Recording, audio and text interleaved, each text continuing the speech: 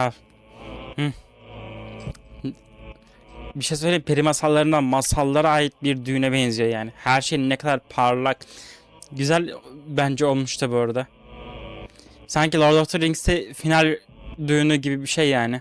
Aragorn'un düğünü gibi bir şey olmuş aslında aynı zamanda. Herkese merhabalar, Detektif'e hoş geldiniz. Ben Ögün. Bugün beraber 1981 yapımı Excalibur filmine başlayacağız. Film hakkında hiçbir fikrim yok. İlk defa göreceğim. Ve bu filme merak sarmamın sebebi ise Golden Brown isimde bir şarkı var, biliyor musunuz bilmiyorum. Böyle o şarkıyı dinleyince böyle sanki eski Yalnız Bir Şövalye kapak fotoğrafında da öyle bir şey vardı sanırsam. Öyle bir şey anımsatıyor bana. Ve Excalibur filmiyle bir editini gördüm. Aslında çok böyle dikkat etmedim edite, fakat Excalibur filmini öyle görünce çok epik bir şey hissettirdi bana. Böyle eski epik, böyle öyle güzel bir film gibi hissettirdi bana. Onun için merak sardım açıkçası, nasıl bir şey olacağını merak ediyorum. Bakalım, başlayalım. İyi seyirler dilerim.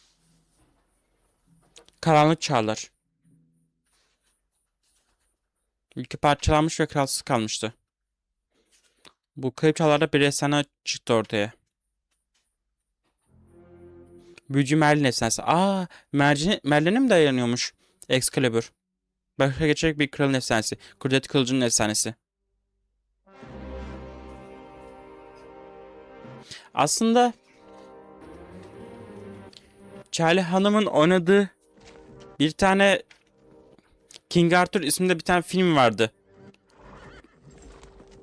Wow, bu nasıl logo? Sanki şeytan asma gibi bir şey yani, belli vahşi adamlar.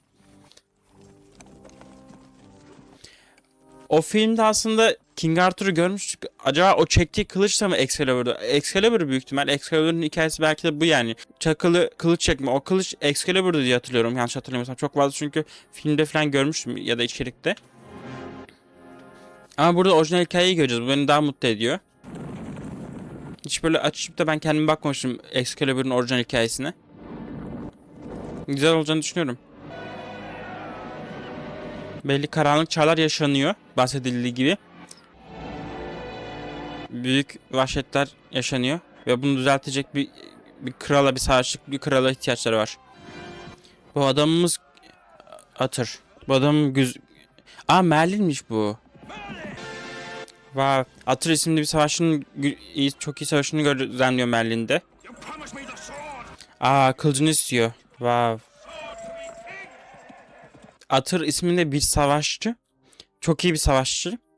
Kral olmak istiyor. Bunun için de Merlin'in kılıcı Excalibur'a ihtiyacı var büyük ihtimal. Ama Merlin ise bu kılıcı kan dökmek için değil, yara sarmak için kullanmamız gerektiğinden söz ediyor. Bunun için Atır'ı görmüyor. Kılıç suyun üstünden yükseliyor. Okey, epik bir şey olacağını düşündüm ama baksan hem Merlin var. Atır da burada. Excalibur. Herkes hikayeyi biliyor sanırsam.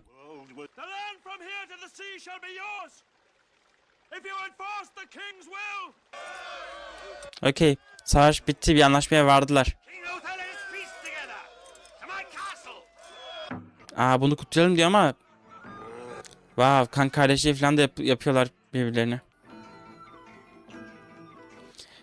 Bence işte diğer kral da tuzak kuruyor King Uther'a. Karısına yakınlaştırmaya çalışıyor. Böyle karısı koynundayken falan böyle öldürmeye çalışacak King Uther'ı.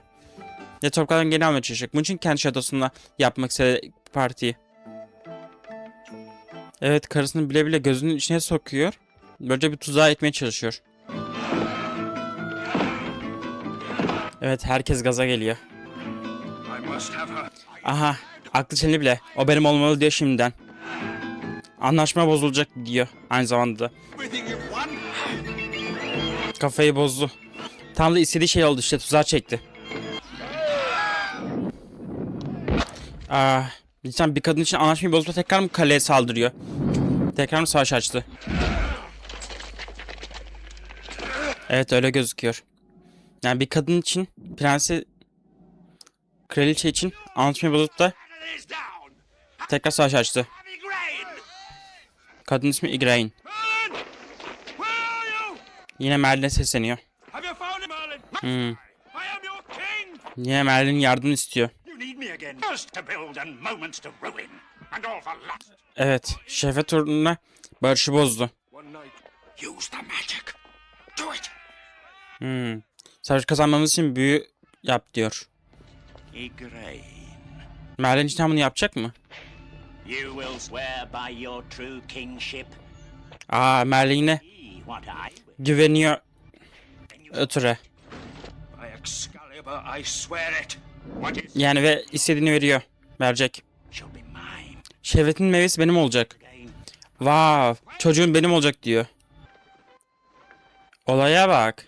Merlin diyor bu şehvetten çocuğun olacak diyor. Sana it's over? yardım edeceğim diyor ama çocuğun benim olacak diyor. Anal Nadrach. Evet. Merlin büyüye başvuruyor. Anal Nadrach. Olaylar düşündüğümden daha karanlık ilerliyor bu arada. Ben mesela Merlin gibi birisinin çok daha iyi, nasıl diyeyim, sadece insanları korumak yolunda ilerleyeceğini düşünüyordum ama kendi istediği gibi ilerliyor aslında. Urthvas Bethad. Her zaman barışı aramıyor. Mesela burada bir kralın çocuğunu sahip olmak için işte bir savaşın gidişatını yönlendiriyor. Can't you see all around you? Ejderha mı? Ejderhayı uyandırmış. Yoksa metafori mi? Şu an kalenin dışındayız. Gece vakti olmuş. We haven't transform you into the semblance of the Duke. Igraine will think her husband has returned. But the cliff Will hold you up. You will float on the Vay. Olay bu. Uther'ın kılığını değiştirip de işte karısı kılığına sokacak. Böylece karısının Igraine'in yanına yerleşecek. Merlin'e güvenerek bu arada uçurumdan atladı. Ama atıyla bulutların üzerine süzülebiliyor da. Düşündüğümden çok daha fazla büyülü ilerliyor.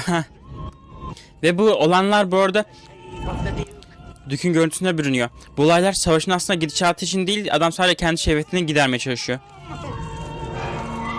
Duke bu sırada adamlarıyla beraber savaşı kendilerine çevirip de kendi adamlarını katledebilir ama hiç umurunda değil.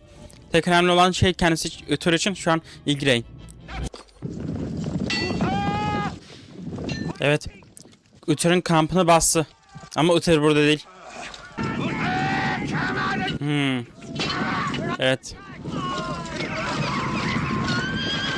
Kargalar yüzüne vurdu. Bir dakika, ne? Duke böyle öldü. Duke öldü.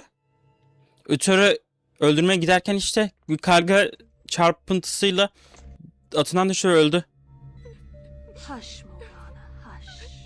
Morgana, hush. Morgana isimli bir kız da varmış Igraine'in. My father is dead. Kız çocuğu babasının öldüğünü anlıyor ama kılık değiştirmiş bir şekilde geldi. Evet. Ama Morgana kız çocuğu gördü gerçek yüzünü. Babası olmadığını gördü. İşler düşman çok daha karanlık ilerliyor. Evet. Duke öldü. Uther kendisine kavuştu ve Has taken the prison. gelecek şu anda şekilleniyor. Merlin ne yaptın valla? Geleceği şekillendirdin harbiden ama iyi mi şekillendirdin, kötü mü şekillendirdin ondan emin değilim. Yani çok karanlık. Çok korkunç şeyler yaşanıyor. What shall become of us? Morgana yani küçük kız çocuğu olayların farkında. Far, my lady. It will be for him to say. Evet, artık her şey Uther'ın elinde. Yani sizin yaşamınızda, ölmenizde her şey Uther'ın elinde. Send the girl away. She's only a child. Out! Go, Morgana. Evet, artık ele de geçirdi. Şatoyu da ele geçirmiş. Choose me with her. I thought it was my husband. Ama aslında Uther'ın kendisiydi. Kendi oğlu olduğunu anladı. All I know is how I'm weary of battle. Ama bu Merlin'in verdiğin sözü unutma yani. Bu oğla tutamazsın. Merlin şimdi talebini almaya mı geldi? You come. Now you must pay me. Evet. Merlin The child. çocuğu istiyor. They were hasty words, Merlin. Evet amcak. Blood! It was you. Evet, sonunda anlıyor Igraine. O gece sana gelen aslında Uther. You stole his wife. You took his castle. Now no one trusts you. Evet yani. Hem anlaşmayı bozdun hem karısını aldın. Hem evet. Yani başka kimse de sana güvenmez bu arada. Çocuğu verecek. Evet, Merlin'den de korkuyor çünkü.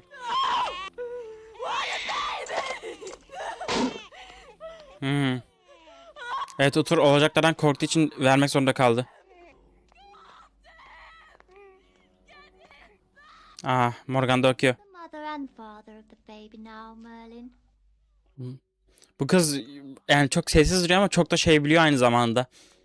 Şimdi ne olacak acaba? Gelecekte olacaklar beni çok merak ettiriyor. Where are you? Ötür Merlin peşinden gidiyor. I want my son! Utur böyle mi olacak acaba? Attack! Evet, çok fazla çünkü düşman da elde etti. Ambush! Evet, tuzak. Evet, Ötür çok fazla düşman da elde etti. Bunun için ihanete uğraması da her an bekleniyordu. Ambush! Kralın korumaları da valla el kolu gezdiriyor. Excalibur. Atında duruyor. Excalibur cidden güçlü. Baksana tek bir hamlede kolunu kopartıyor böyle. Bir de yani sadece bir koluyla çok zayıf bir hamlesi bile. Böyle bir kılıca sahip olmakla işte evet savaşların yönünü değiştirir. Çünkü hem askerlerine motive kaynağı elde ediyor. Kralın kılıcı için onu istiyorlar. Excalibur'u. Merlin! Where are you? Merlin'den yine yardım bulabilecek mi? Merlin! Where are you? Evet, yine Merlin'e sesleniyor. Merlin de bunun farkında. Shall have the... Nobody shall wield Excalibur! Evet. Excalibur'u evet taşa sabitliyor. Efsane böyle başlıyor demek ki. Merlin de bunu beklemiyordu sanırsam. Baştan nasıl şaşırdı. He who draws the sword from the stone, he shall be king. Evet, bu kılıcı taştan kim çıkartırsa o kral olacak. Arthur. Aha. O kral sensin. Uther burada öldü mü? Onu merak ediyorum. Öldü herhalde. İnsanlar kamp kurmuş Excalibur kılıcının etrafında ama baksana atları öyle bir sürüyorlar ki yani önlerine geçeni ezip paralayacaklarmış gibi. Totally brave and honest and merciful, as a knight should be. You are there. Arthur bu mu? Oha, büyümüş. Aradan herhalde çok fazla zaman geçmiş. Name and help your brother to uphold the good name of Morven. Acaba Merlin ne yaptı? Morven'in ismini bir tane aileye sanırsam vermiş. Şövalyeci bir aileye vermiş. Sanırsam Arthur çocuğunu. Kralın çocuğunu. Böyle mi yetişti Arthur? Belli çok fazla çok iyi bir time skip gördük. Fakat işte tek sıkıntı ya time skip olduğunu yani kendimizi fark etmemizi istiyor ya. Keşke bir söylese böyle 10 yıl sonra falan gibisinden diye. Şövalyeler bir turnuva düzenleniyor. Şövalyeler birbirleriyle kapışıyor. Cameliard isimli şövalye buradan galip çıktı. Worthy, but the land bleeds. The people suffer. Şimdi marifetini gösterdikten sonra kılıcı almaya çalışacak. For the sword and be king. Kral olmak için işte herkes deniyor Excalibur'u. Give me the power. Evet, kesinlikle. Ben de denerdim bu arada şansımı. Tabii ki de. Bir kral olma. Gerçek bir kralın çekebileceği bir kılıç. Ve sıradan bir kılıç da değil. Efsaneleri içinde barındıran bir kılıç. Ama insanlar tabii ki de bunu herhalde çok fazla gördüler artık. Ümitsizliğe kapılıyorlar. All knights, prepare and be ready! Who would scout for the right to draw Kılıcı taştan çekebilme hakkına sahip olabilecek şövalyeler. Böyle herkesi teker teker çektirmiyor. Good squire doesn't forget his knight's sword. Arthur bir şövalye değil bu arada. Çırak, silahşör yani bir şövalyeye yardımcı olan asistan diyebiliriz. Stolen. Çalınmış. Aa, kılıç çalınmış. Aa, çocuk çalmış bir de. Elinde görüyoruz. Çocuk gidiyor, görüyoruz. Evet, uzaklarda. Aa, Excalibur'un buraya kadar geldi. Rahip diyor, şu an başına duran kimse yok. Deneyecek mi şansını? Deneyecek şansını. Bu kadar mı? Çekti. Okey. Bu kadar hızlı olması. Your sword was stolen, Kay. But here's Excalibur. Excalibur'u Kaya'ya verdi. Herkes Kaya çekti zannedecek. Free Excalibur from the stone? Yes. Evet dedi. No, I didn't. Doğruyu söyledi. Dürüst davrandı. Vay. Bir şövalye gibi dürüst. I did, Father. I beg your forgiveness. Vay, bunu beklemiyorlardı. Onu yerine geri koymalısın. Hakkında sıra sıra almalısın.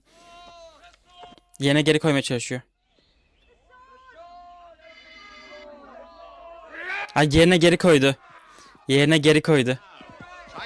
Wait! I, Urians, will try.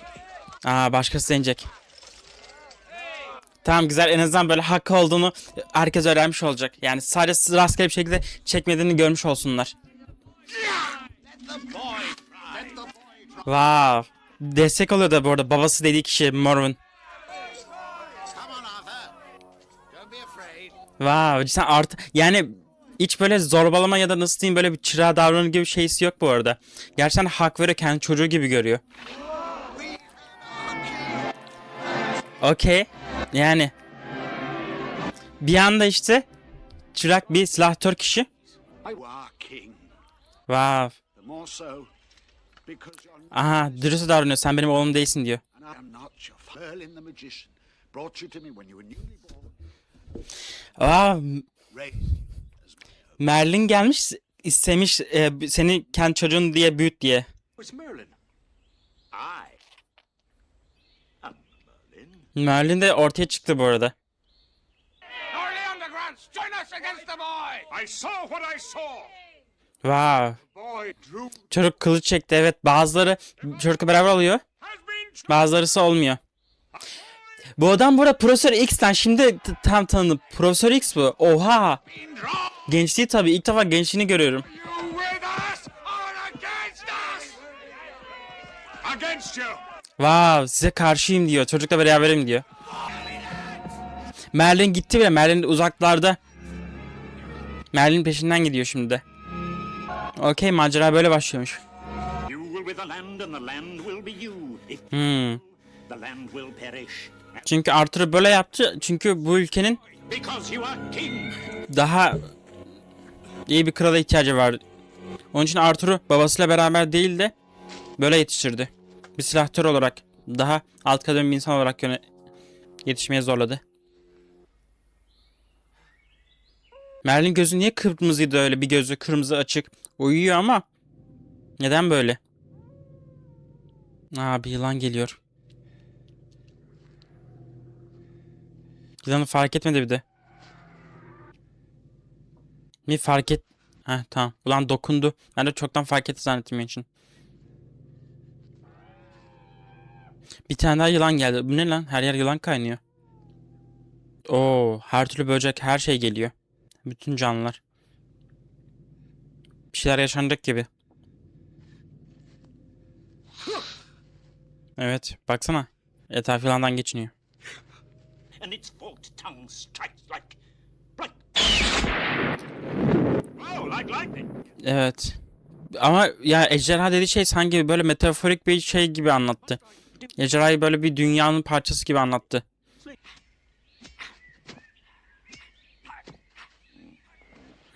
Çalışıyor. What kind of man was my father? Oh, he was brave. He was strong. Babası. Ötür. Büyük bir kral değildi ama. Çok kötü bir kraldı. Rash. He never learned how to look into men's hearts. Hala hayatta mı? Merak ettim soru. You loved him. Where do you think? You have a kingdom to rule. İntihar edecek bir krallığım var ama nasıl? Sir Hector and Kay. They must be waiting all this time. Evet, önceki ailesi Kay ile Knights were against me. Except aynen senden yana bazı şövalyeler var. Bunları onların desteğini alırsan işte Now they lay Aynen. siege to his camp. Kendi orduna sahip olursun. We must. There they are. Aa geldi bile. Evet tepsine ulaştırdı. I picked out All these men are loyal. Now what do you want? Kendisine sadık adamlar evet. Toplanmışlar. a king. Follow me. Güzel. Yani çok insanlar peşine takıldı ama. Siege. One of you, get back. Aa bu adam evet kendisine destek olmuş ve bu adama yardım etmeye gidiyor. Yani Profesör X'imiz. Vav bu şarkı buradan mı geliyormuş? Çok güzel. Okey. Yani böyle şeylerin orijinalini görmek inanılmaz iyi. Merlin'e yardımcı olmaya çalışıyor kendince. Ama tabii hiç büyük kullanmadan sadece dedeler gibi. Merlin nasıl zevk alıyor. That's good. That's good. Aha atları bir şeyler söylüyor. Son güçleriyle koşmalarını sağlattıracak eminim. Evet. Evet Uriens saldırıyor. Uriens'in ordusunu durdurmaya çalışıyor. Çok güzel. Dost, yani daha çok dost edinmeye çalışıyor aynı zamanda da. Düşmanlarını yok ederek daha çok da dost ediniyor. Yani kral olma yönünde adım adım ilerliyor. Vay bir kız da varmış. Okey. Landgrants mıydı? Landgrants. Kızını kurtararak çok daha büyük bir saygı kazanabilirsin. Güzel, iyi bir dövüşçü de aynı zamanda. Aha evet. Kız da gördü. Bir ilişki yaşanacak belli. Aa kendisi ama yaralandı tabi. Ama devam ediyor. Kız da hayranlıkla seyrediyor. Wow. Atladı. Tam da Uriens'in üstüne. Uriens'in icabına bakarsa savaş zaten biter.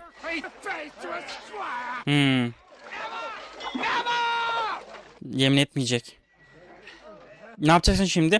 Merhametini mi göstereceksin yoksa adaletini mi? Adalet demeyeyim de gücünü mü? Urians will knight me.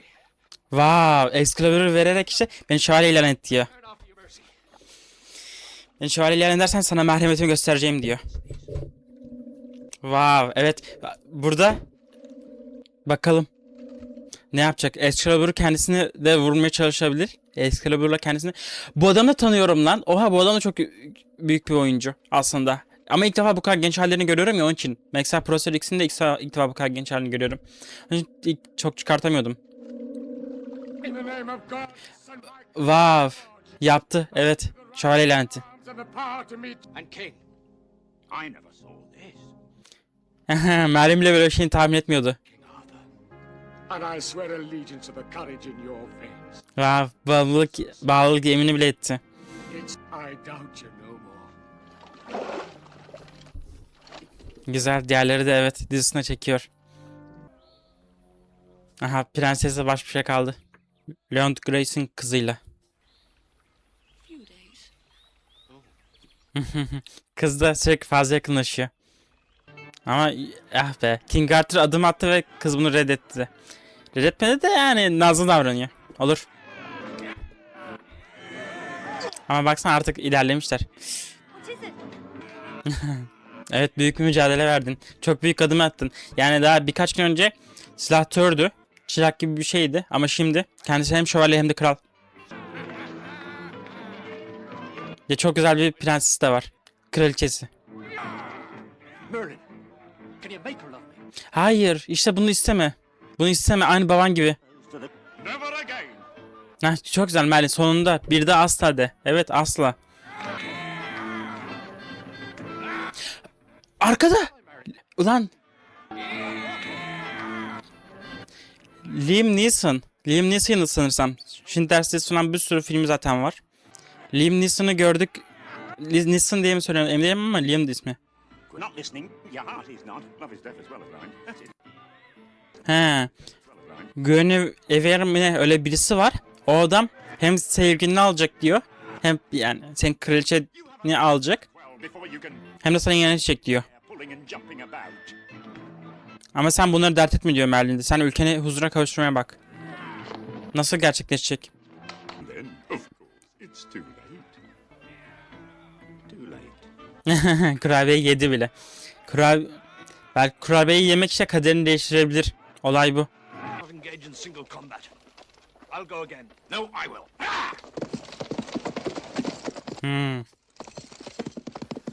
Arthur kendini öne atıyor. Bir adama karşı mücadelede başarısız olmuş çoğu şövalyesi. Kendisini öne atıyor. Tabi öncesinde Merlin'le yüzleşecek. Who is this knight? Aa, köprünün ucunda bekleyen bir şövalye.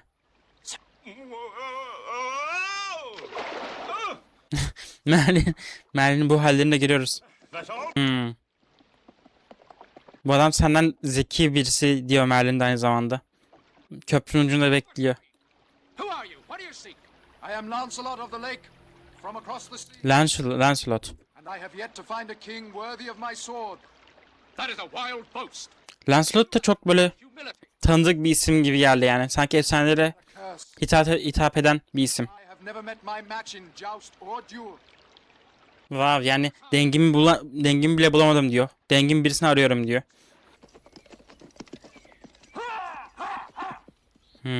Böyle ilerliyorlar.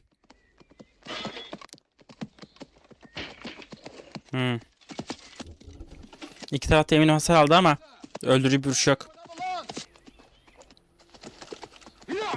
Yani İngiliz geleneklerine usul bir şekilde dövüşmeye çalışıyorlar tabii ki de. Kral düştü. Kral düştü. Kılıcını gidip yani. Neyse. Kılıcını da kendisiyle almıyor ya. Bu biraz benim canımı sıkıyor. Wow. Ama işte at üstündeyken tabii ki de o kadar uzun bir şeyi kullanmakta avantajı ayrı bir şey. Kılıcın işlevsiz kalıyor diyor. Ama kılıca kılıç geçti. Evet, kesinlikle bu şövalye inanılmaz yetenekli birisi. Your rage is unbalanced. You, sir, would fight to the death against a knight who is not your enemy. Aynen, evet. A stretch of Bu da sorun. ride around. To the death. Ölüm abi işte ilk başta böyleydi, çok değişmeye başlamış baksana Arthur'da. Aynı kendi babası gibi ötür gibi davranmaya başlamış. Yani etraftan geçebileceği bir toprak parçası için mücadele etmeye çalışıyor. Kendini artık çok üstün gördüğü için işte her şey kendisinin olsun istiyor aynı zamanda. Neredeydi o daha başta gördüğümüz iyi Arthur? Ve şimdi nereye düştü? Of, evet. Çok fazla yara aldı. Evet, işini bitirmek üzere. On your power. Aha. Excalibur'un büyülü gücüne başvuruyor.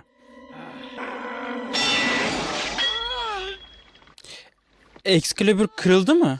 Ben mi yanlış gördüm? Aynen, Excalibur kırıldı.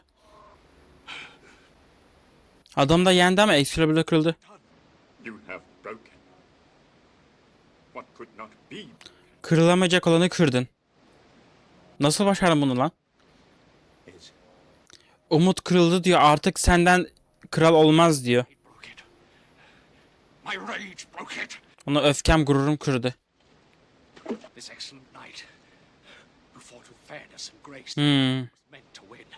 evet. Ve adil ve cesurca savaşıyordu. That verdict. Excalibur kendi, evet, aynı baban gibi kendi çıkarlarınca kullandın. My father, Kendi şehvetince.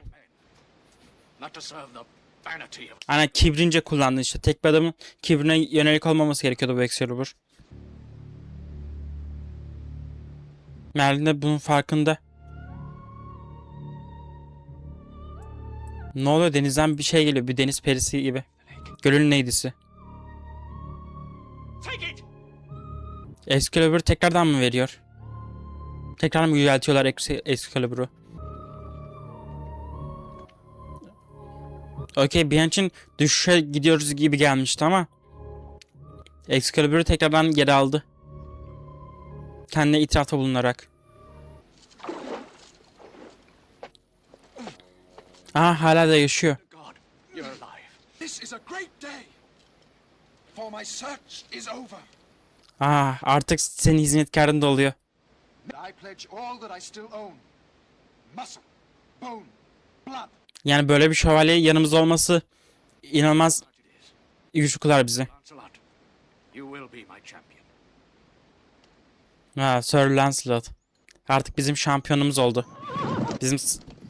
Güzel. Yani kendimize inanılmaz güçlü bir şövalye, kendimizden bile güçlü bir şövalye kattık aslında. Her taraf ateşe veriliyor. Kimin bu dehşeti? So they might tell their fellows what fate they...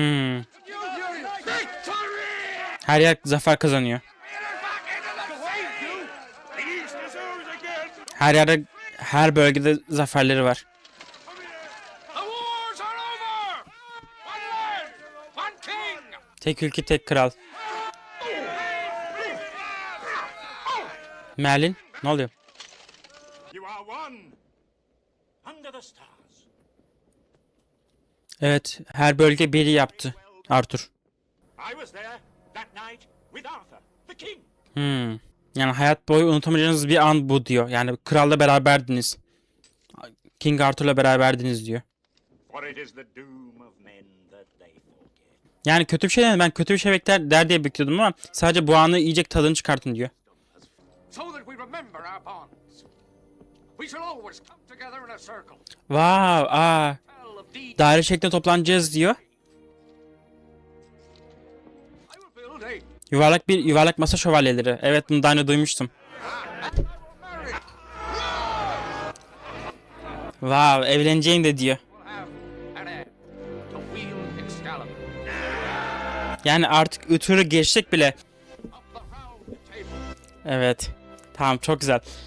Oha, bunların hepsi sadece tek bir hikayeye aitmiş. Bunların hepsini parça parça duymuşum. Excalibur olsun, Lancelot olsun ya da yuvarlak masa şövalyeleri olsun. Bunların hepsini farklı duymuşum ama bunların hepsini tek bir hikayeden mi geliyor yoksa birkaç hikaye birleştirip de tek bir seri film haline mi getirmişler acaba? Çünkü bunların hepsini duydum. Borazan'a bak.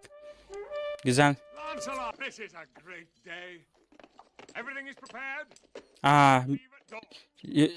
bir yere toplanıyorlar belli. Bir yere gidiyorlar. Guinevere, Guinevere. Bu kişi greatest knight, come to escort you to the king. Guinevere o prensesle aranı mı yapacak, arayacak mı, ayıracak mı seni? Bir şeyler söylemişti işte Arthur için. Merlin bir şeyler söylemişti. Guinevere diye bir kişi olacak. Bir sorunlar çıkartacak gibisinden bir şeyler demişti ama ne olacak acaba?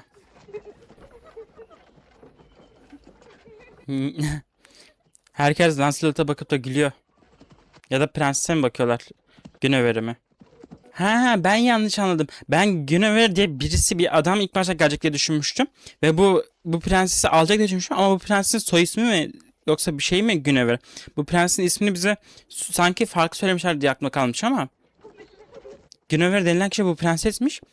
Demişti çünkü Merlin. Bu prenses başka güçlü, çok güçlü birisiyle falan olacak. O yüzden aşık olamayacaksınız demişti. Bu Guinevere demek ki Lancelot'a aşık olacak bu kadın. Lancelot'a aşık olacak. O yüzden Arthur'la beraber olamayacak. Olay buymuş demek ki. Merlin bu konuda uyarmıştı ama ben Guinevere denilen başka bir şövalye, başka bir adam olacak. O prensesi alacak diye bakıyordum. They want me to ask you if any one of them could win your heart. Wow, yani Fighting man. herkes kalbini kazanmak istiyor. Go on, tell me. You, Wow, size kalbimi verdim diyor. Sing me. love you as my queen and as the wife of my best friend. En iyi dostumun karısı ve sizi kraliçem olarak seveceğim her zaman diyor. I will love no other. Bunu duymak istemiyordu ama sanırsam. Bir şey söyleyeyim, peri masallarından masallara ait bir düğüne benziyor yani. Her şey ne kadar parlak, güzel bence olmuş da bu arada. Sanki Lord of the Rings'te final düğünü gibi bir şey yani. Aragorn'un düğünü gibi bir şey olmuş aslında aynı zamanda. Güzel. Ama Lancelot'ta bir şeyler yaşayacaklar. Onu şimdiden tahmin edebiliyoruz. Merlin bile burada. Bu kadın kim Merlin'in arkasında duran? Don't you know me, Lord Merlin? Morgana. İlk defa gördüğümüz... Aa, Morgana. Cornwall'ın kızı Morgana. Yani Arthur'un kardeşi. When my brother Arthur was born, you came and took him away Wow. Now you leave. to mix with Mercury. What is that route? Morgana yani küçük çocukluğunu görmüştük ya. Bu kadar büyümüş halini görmek. And if too much is taken, Pain and death. Evet, büyücülükle alakalı bir şeyler biliyor. do you have the sight? Do you see the future? Sometimes I dream of things that come to pass. Evet, çok yetenekli büyücü. Merlin de bunu fark ediyor. Arthur'la Gwen'in geleceğini görebiliyor musun diye soruyor. Merlin de merak ediyor. It's a lonely way, you know, the way of the necromancer. Yeah. Morgana'nın büyücü olmasını bekliyordum aslında. Morgana çünkü büyücülüğe ait bir isim aynı zamanda ya. Eminim bu da tabii ki de büyük efsanelerden gelmiştir. Aa, bir yol kesen cidden Lancelot'a meydan mı okuyacaksın? O küçücük bir hançerle. Hançer bile denemez. Lancelot gördü görmezden geldi. Aa, dibine kadar geldi. Ama Lancelot'u bu kadar kolay atlayamazsın bence. Evet, kesinlikle. Hazırlıklı. Run. Çok güzel. Bir tavşan öyle yakaladı. Helal valla. Ama hala Lancelot'un dibinde. Ayrılmıyor. Açığını mı aramaya çalışıyor? Hala. Lancelot'a tuzak mı kurmaya çalışıyor? Çok güzel gözüküyor tavşan. Alacak mısın Lancelot? Take me with you. I want to be a knight. Şövalye olmak istiyorum diyor. Onun için Lancelot'un peşinden gidiyormuş. Do you know what it means to serve a knight who serves a king? Jump up. Aa, izin verecek mi? He's from here. 20 days? The world's not that big. 20 gün. Dünya büyük. Düşünen çok daha fazla büyük. Okey, bir yardımcımız oldu. Lancelot'un bir yardımcısı oldu.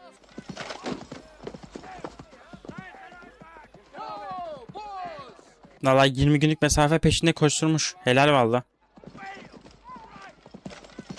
Abi her yer sanki masal diyarından çıkmış şeyler benziyor. O çocukları niye çıplak çıplak dolaştırıyorlar la öyle? Oyun mu oynattırıyorlar? Ne yapıyorlar? Öyle çıplak çıplak. Yoksa donları var mı, ben mi görmedim? Neyse. Dane, there's a meeting of the round table. Yuvarlak masa toplantısı var. Aa, zamanı gelmiş. Ama gözü şehveti görmek istemiyor aynı zamanda. Yani Gwen mi? Yani kraliçeye karşı gözü kayıyor. Ama tabii ki de en yakın arkadaşım bunu yapmak istemez. Yani düşünmedi bile şu zamana kadar öyle bir şey yapmayı.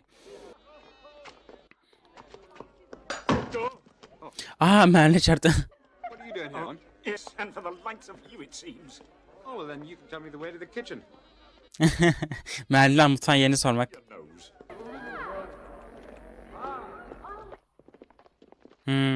Evet. Şövalyeler toplandı. Yuvarlak masa şövalyeleri. Evet. Arthur da sapasağlam bir şekilde duruyor. En başta. Boy,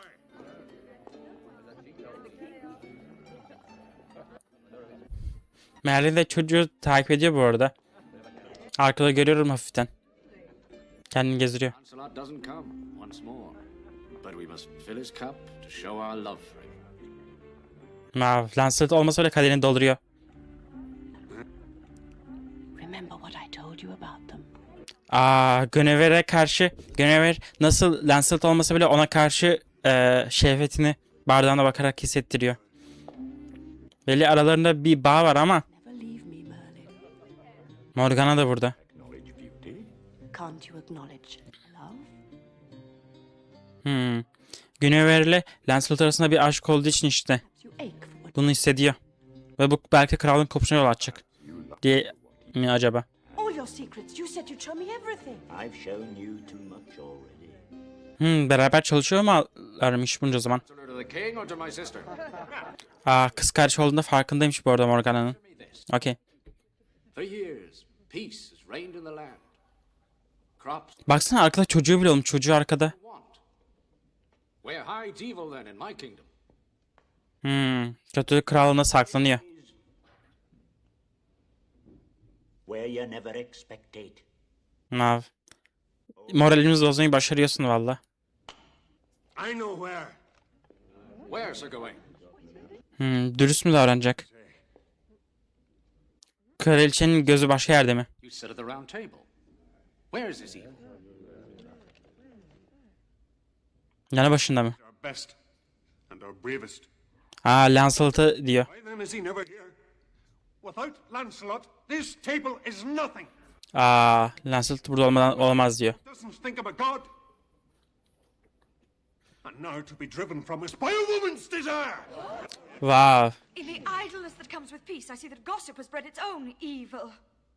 Sadece bakışlarına ibaret, aslında hiçbir şey yaşamadı ama bu bile araları bozmaya yetiyor. Drink from Lancelot's cup and partake of his goodness. Güzel valla. Büyüğü oynadı. Gawain'e söyleyebileceği en iyi şeyleri söyledi ve barışı sağlamaya çalıştı. Krallığını da sakinleştirmeye, dizginlemeyi sağladı Arthur'u. Yani iç ve huzur bul. Arthur bakıyor. İçmedi, döktü. Dare accuse the Queen, Gawain. I do. Wow. I'm your king and I must be your judge in this. Lancelot must do it. He also stands. The champions will meet. And the truth shall be known. Arthur çok büyük oynuyor bu arada. Ben kral olduğum için yani böyle bir şey yapamam diyor. Ben burada adaleti veren kişi olmalıyım diyor. O yüzden ben onu infaz edemem diyor. Lancelot kendini savunmalı diyor. İnanılmaz bir kral yani. Adaletiyle meşhur bir kral diyebiliriz hatta. Why can't you defend The law! Kanun böyle. Arthur'u çok iyi anlıyorum aslında ama Must find everyone, high and low, or they're not laws. kesinlikle. Kesinlikle. I must be king first. Kesinlikle çok güzel. Need be. We are innocent, but not in our hearts. Biz masumuz ama kalplerimiz değil diyor. Sacrifice. Ben masumum ama kalbim değil. Olay bu.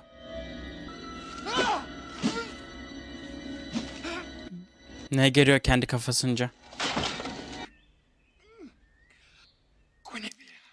Kendisini mi bıçakladı? Kendisini. Against myself. Kendine karşı mücadele ediyor, evet. Evet, büyük gün gelmiş belli. Let me champion the queen. Wow, Lancelot'ın çırağı kraliçeyi savunacak. Night comes. Lancelot yok ortalıkta, evet. Let me through. Geliyor. Çırak geliyor. Boy, kneel. Şövalye ilan edecek. God, I make you a knight. Rise, sir. Wow. Aynı kendisi gibi. Percival. Lancelot'un yanındayken ama eminim bir şeyler öğrenmiştir. Sonuçta Lancelot inanılmaz iyi bir savaşçı. Ve Lancelot'un yanında uzun zaman çıraklık yaptı. Percival. İsmini yeni öğreniyoruz bu arada. Onun için bence iyi işte çıkartabilir. Lancelot. Lancelot geldi. Okey. Bunu Lancelot'un gelmesini beklemedim. It is my task, Percival, to prove the Queen's innocence. Ama kanlı, yaralı olduğunu gördü. Yaralı olduğunu gördü. Kendini bıçakladı. Kader anı. Lancelot'un kaybedeceğini düşünüyorum kendini yaraladığı için ama bu nereye sürüklenecek? İkisi düştü. Evet, çok fena kanıyor Lancelot. Ayakları durmakta zorlanıyor, baksana.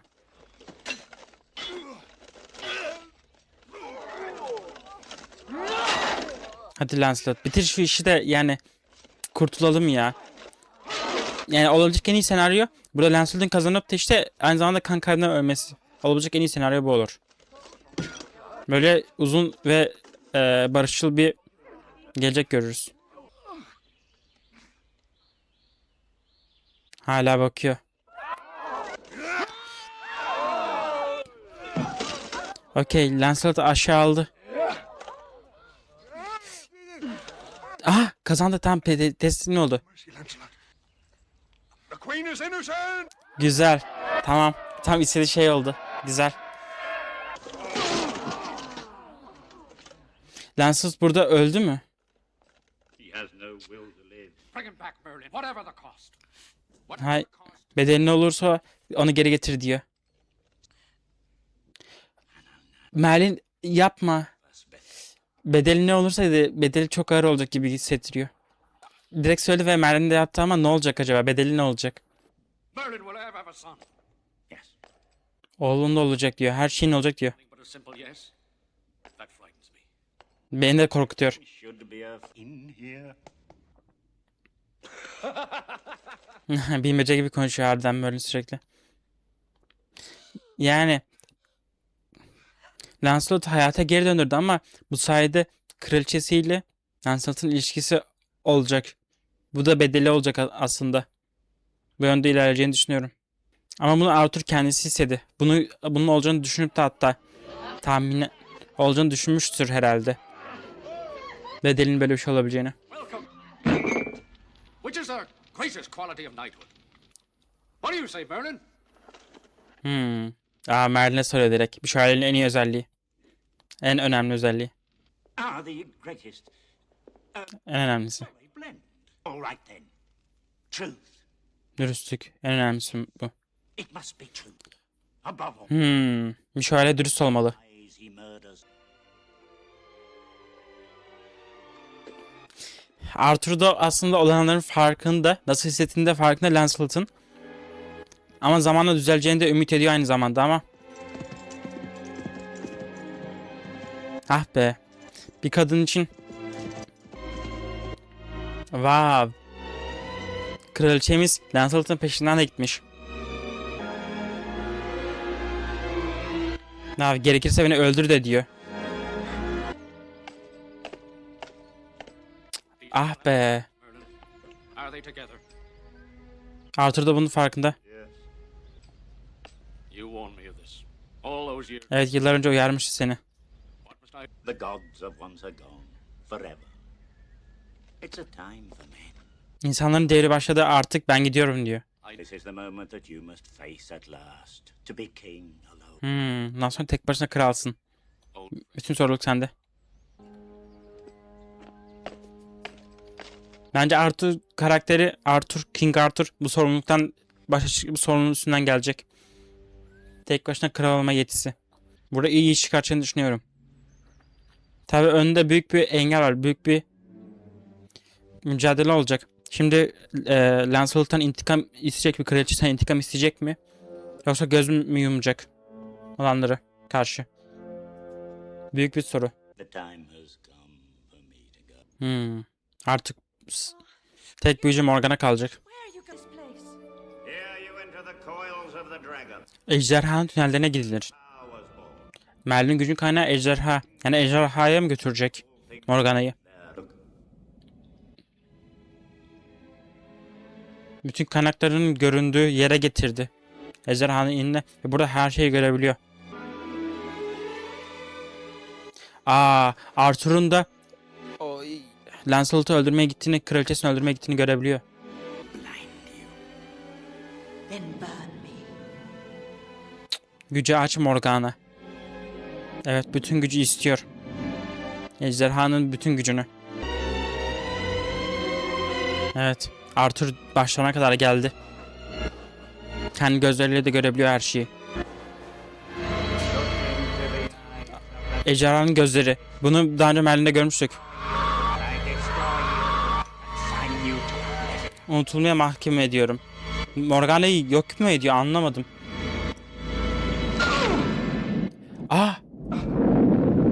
Merlin öldü. Merlin'e saplandı. Arthur'un Lancelot'a indirdiği kılıcı Excalibur Merlin'e saplandı. Ejder'in omurgasına saplandı Excalibur. Nasıl oldu bu?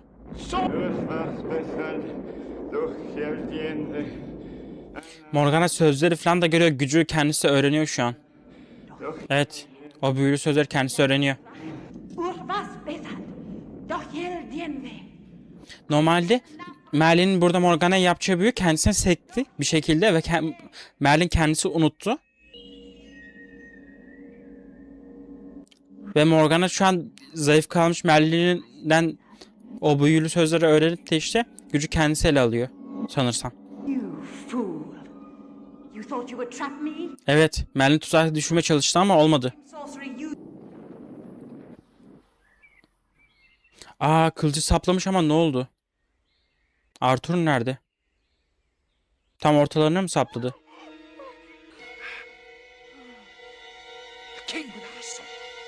Kılıçsız bir kral. Kralsız bir ülke. Bizim yaptığımız şehvet ülkeyi mi böldü? Sizin yaptığınız şehvet ülkeyi böldü. Arthur son vuruşu yapmadı mı? Tam ortalarına mı sapladı? Ya bu yüzden Arthur da mı yok oldu? Anlamadım. Arthur nerede?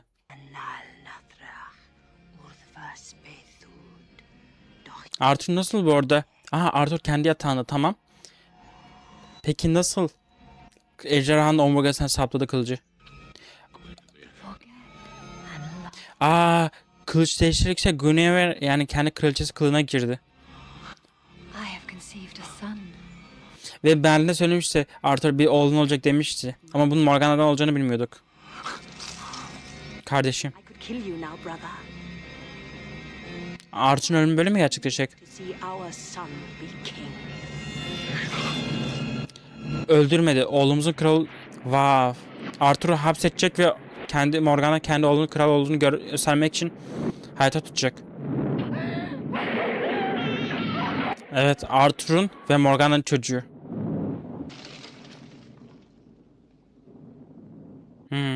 Arthur da ele geçirilmiş. Arthur kontrol ediyor.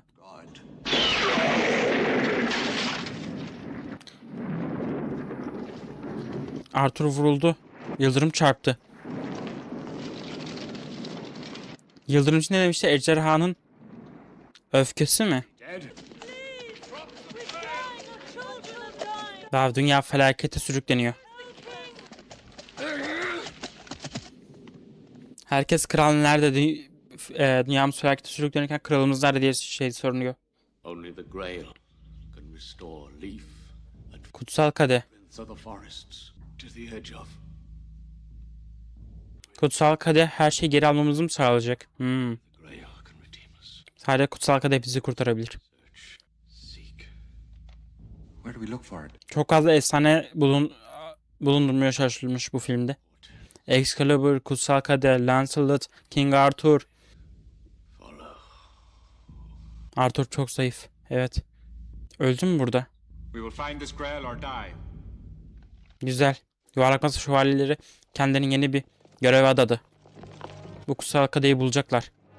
Ülkeyi karış karış arayacaklar. Her bir toprak parçası. Her yer. Aha, bizim eski silahtör Lancelot'un adamı bile işte şövalye yaptık. Güzel. Kendisini yetişmiş görmek de bu arada ilginç. O ne? Ufukta bir şey var. Kayaların ortasında bir şövalye. We found it. The Grail. It's me, Percival. Aa, ölmüş. Percival bu arada bizim çıraktı, evet. Önceki çıraktı. King Arthur'un şövalye yaptı. We will never find it. Artık kendisi bile inanç yitirmiş. Kadehi bulma inancını yitirmiş. Karış karış işaret arıyor. King Arthur işaret bulacağınızı söyledi ama. Gawain. O da Gawain de şövalyeydi. Ölmüş mü? Birisi uğraşıyor belli. Bir şey var. Bu ne lan böyle? Çok garip bir kahkaha ve garip bir maske. Ve Gawain'i de haklamış. Tek değil demek ki. Ya da tek ama çok yetenekli birisi. Bir kadın. Kaçmayı bıraktı. Evet, Arthur'un istediği şey arıyoruz. I do. Bizi yönlendireceğini düşünmüyorum Gwen'i çünkü öldürmüş. Gwen de bir şövalyeydi. Yuvarlak masa şövalyesiydi. Senin kardeşini oha, kaç tane şövalye öldürmüş. Evet. Şövalyeler buraya gelmiş ama hepsini öldürmüş. Kendisi öldürmemiş. Kendisi acaba belki de bir sınav görevlisi de kapı görevlisi falan. Aynen işte kendisi bir kapı görevlisi gibi bir şey işte. Sadece yönlendirmeyi sağlıyor. Bunlar başarısız olanlar herhalde. Başarısız olan şövalyeler. Sıra kendisinde. Kendisi deneyecek. Burada canını ortaya koymaya hazır. Diğer şövalyeleri olan şeyi gördükten sonra bile devam ediyor. Bu ne, bir çocukmuş ya. Erkek çocuğuymuş. Ben kız falan zannettim.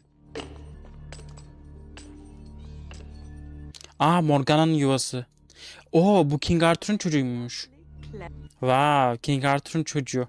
Morgana'nın çocuğu. İçme, Morgana'nın tuzağına düşme. 10 yıldır arıyormuş.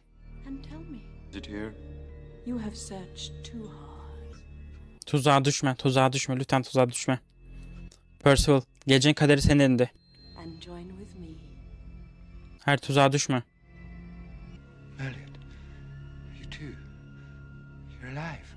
Şövalye arkadaşlarını görüyor.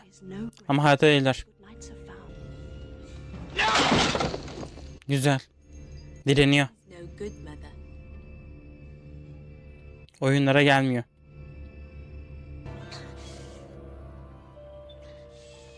Evet, kendisine diğerleri gibi astılar. Ölümünü bekliyor. Diğerleri gibi astılar. Bir şekilde kurtulabilir mi? Aha, güzel.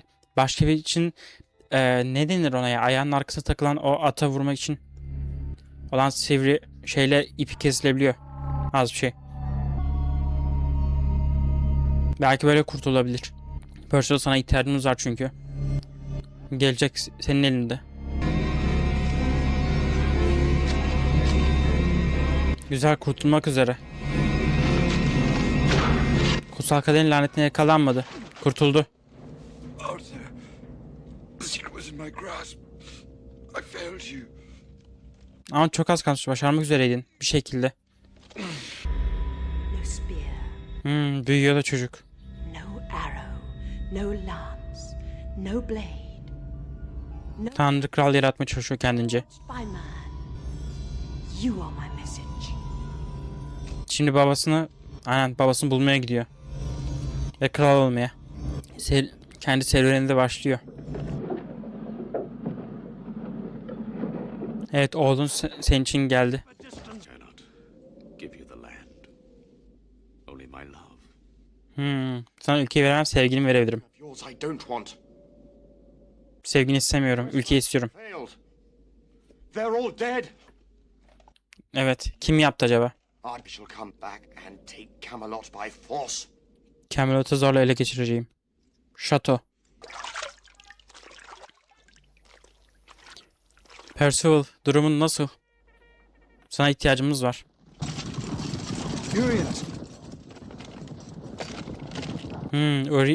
Orion taraf değiştirmiş.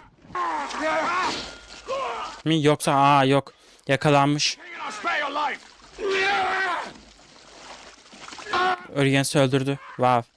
Orions bu arada King Arthur'u kral ilan eden, ilk başta karşımıza olan ama sonra King Arthur'a yemin eden kişiydi. Orions'u öldürdü. Bir şeyler yapılması lazım. Seni gördü Percival. Seni gördü. Mü acaba? Yok, tamam. Lütfen ölmemiş olsun. Yok, öldü ya. Yara çok kötü.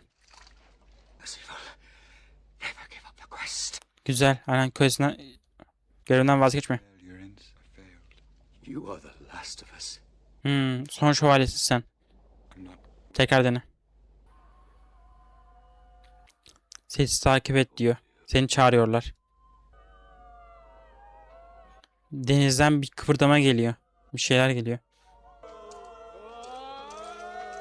Bu ne, bir şaman doğasına benziyor. Bir şeyler var ama. Ürkütücü.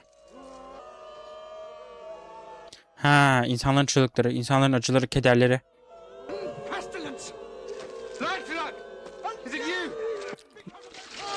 Lancelot mu bu? Lancelot'muş bu. Oha. Lancelot. O Lancelot'u bayağıdır görmüyorduk. Sanki zihni yıkanmış gibi.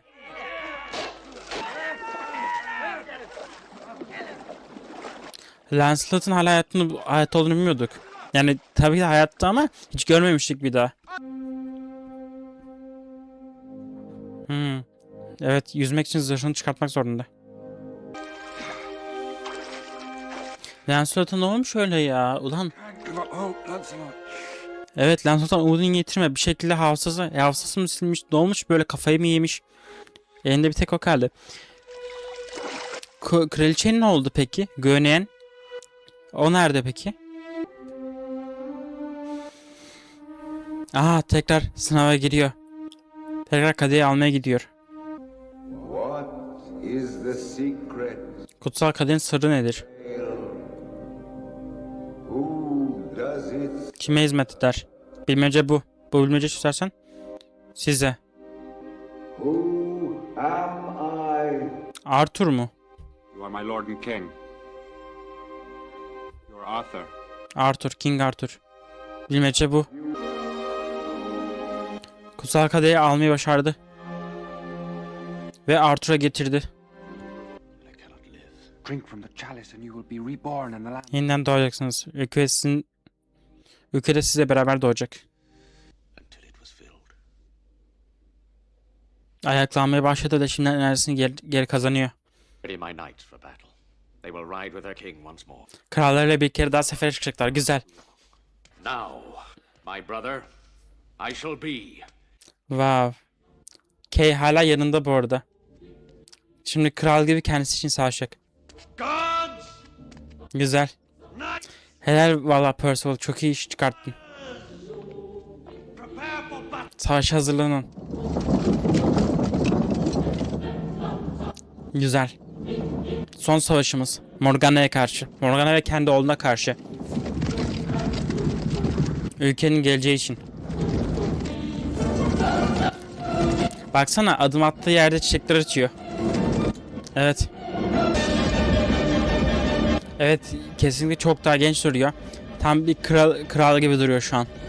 Adım attığı yerde çiçekler açıyor. Bu kim? Kraliçe mi? Evet, kraliçesi. My forgiveness. I was not born to live a man's life, but to be the stuff of future memory. Evet, of. Yani bir insan olmak için doğmadı. Bir kral olmak için, gelecek insanların hatırası olmak için doğdu. Bunun için Excalibur'u saklıyor muymuş? Excalibur'u verecek. O günden beri saklıyormuş Excalibur'u. Eski kılıcı 10 yıldan sonra.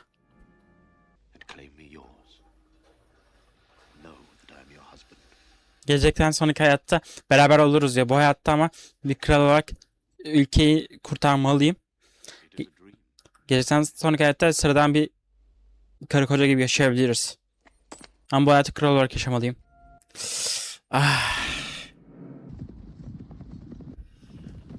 Lancelot da keşke ama tekrar yanımızda olsaydı. Lancelot'u gördük ya. Tekrar görmek isterim. Knights of the Dukedom have rallied to Mordred. What's that smoke yonder? Ha, yok değilmiş. That is Mordred's army. Çok kalabalıklara benziyor. Kendi oğluyla savaşacak, olaya bak. Merlin, Yine Merlin'e sesleniyor. if only you're at my side. There are no war tricks that will fool Mordred and Savaşa dair ümit yok. Çünkü Morgana ile Mordred'in yanında büyü de var ya. O yüzden. Onun için yanlarında büyü gücü de olduğu için işte pek inanmıyor. Ama umarım Merlin yanlarına gelir. Merlin umarım duyar çığlıklarını Arthur'un. Tamam, Merlin bir şeyler söyleyebiliyor. Arthur seslenebiliyor. You brought me back. Your love Aha, Merlin geri geldi. Arthur'un sevgisi. Merlin'i geri getirdi. Merlin? A dream. Ama sadece Merlin'in düşü. Smear to others! Bazılarının düşü, bazılarının ise kabusu. Merlin! En azından Merlin'in bizi seyrettiğini anlayabiliyoruz. Derin uykusundan uyandı. Kay, wake up my brother. Kay'in yanına geldi. He spoke to me. I dreamed of him too. Merlin lives. Merlin yaşıyor, evet. He said I would fight bravely tomorrow. Güzel. Yarın büyük bir savaş olacak. Merlin artık sadece düşlerimizde yaşıyor. Kendisi taşa sabitlen ama düş aracıyla içimize girebiliyor. Düşlerle dolaşabiliyor. Morgana'nın çadırına mı gidiyor? Have you used up all the magic you stole from me to keep yourself safe? Merlin'den çaldığı bütün büyüleri genç kalmak için kullanmış. Güzel kalmak için kullanmış. Who only wants to see how powerful you've become. Dokunamıyor Merlin'e. Have you forgotten the charm of making? Merlin şu an Morgana'yı sınamaya mı çalışıyor yoksa Morgana cidden gücünü mü kullandı? Gücünü mü almaya çalışıyor? Morgana gücünü kullanmaya çalışıyor ama Merlin bir şeylerin farkında sanırsam.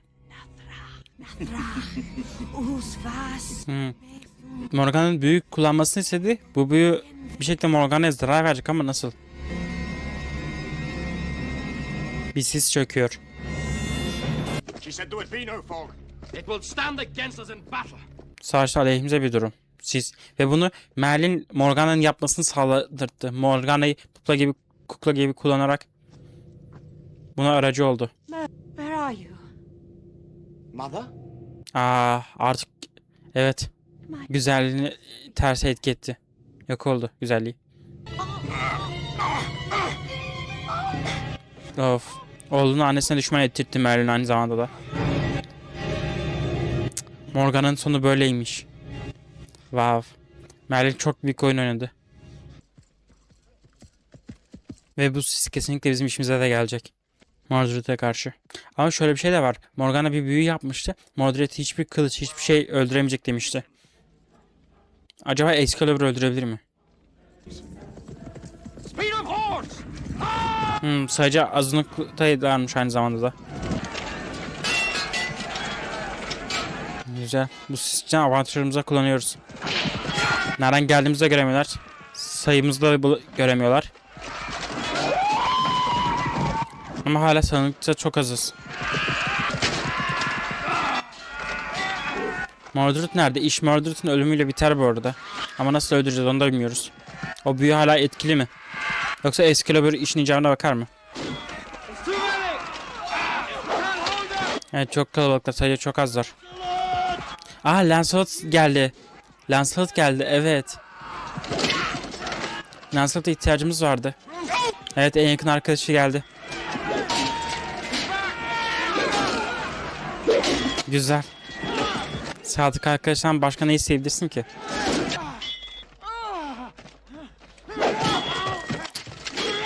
Lancelot tüm gücüyle de mücadele ediyor. Lancelot böyle mi kaybediyoruz?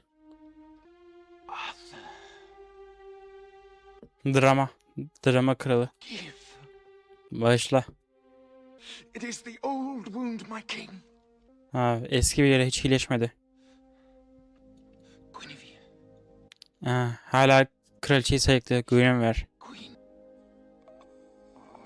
Huzur içinde ölebilir artık. Evet. Son nefesini huzur içinde verdi.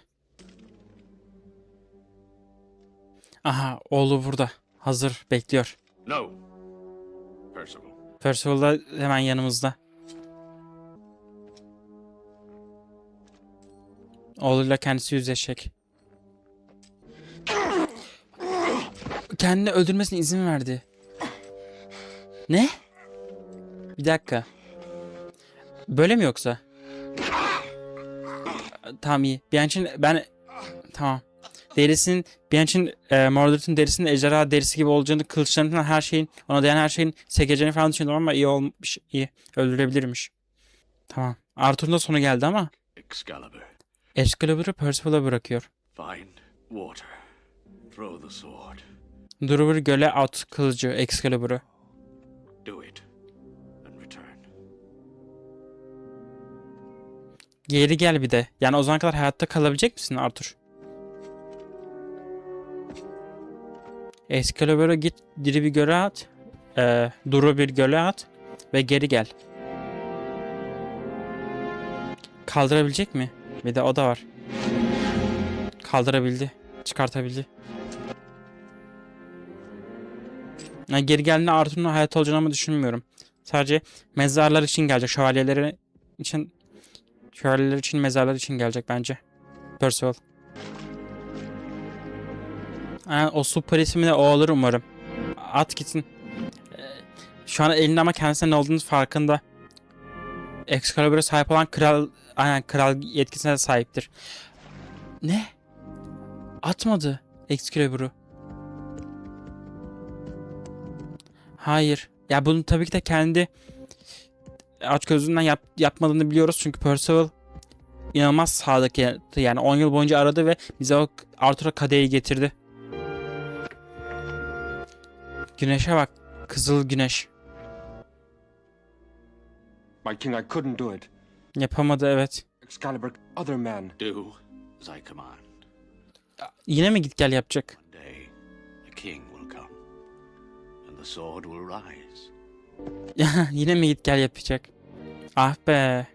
Evet, yine gitti. Okey. Tamam. Aha. Evet. O süper ismine yükseliyor. Kılıcı kavradı. Şimdi Percival tatmin olmuştur doğru şey yaptığına. Ne görüntü be.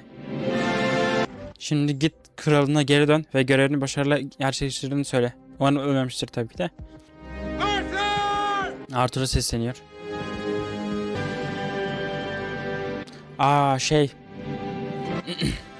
Arthur'u yani öbür dünyaya taşıyorlar. Bu aslında İskandinav mitolojisinde değil miydi ya? Ben mi yanlış hatırlıyorum? Bunu Yüzüklerin Efendisi'nde de görmüştük hatta. Öbür dünyaya taşımıyor. Yeni dünyaya taşıyorlar.